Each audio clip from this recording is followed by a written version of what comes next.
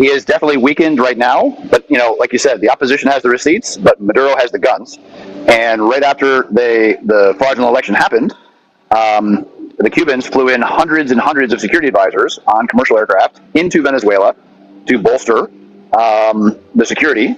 They do provide the inner security phalanx around Maduro and his regime. So until the regime feels some consequences, they're going to stay put. And I am sure they're not going to go anywhere until they see the results of the U.S. election. And we'll see what the appetite is for the next team to do the right thing.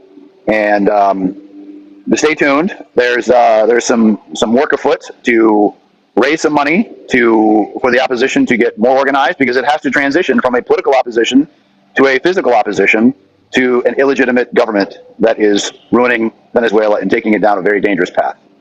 When I trolled Maduro and Cabello, the interior minister now, when I said on a tweet that if Biden and Harris wanted to do the right thing for Venezuela, they should up the bounties, because already Maduro is wanted.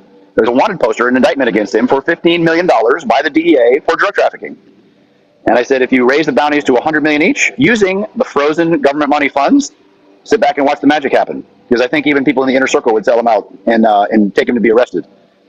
They haven't chosen to do that. They're not making any moves. But it definitely it evoked an enormous response from the diaspora saying, please set up a GoFundMe site. And so there's a lot of things like that in the works. So stay tuned on Venezuela, because the last chapter is not yet written.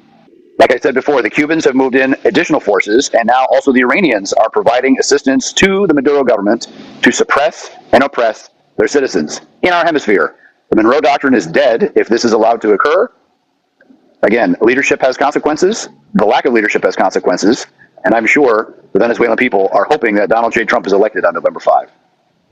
The opposition needs help.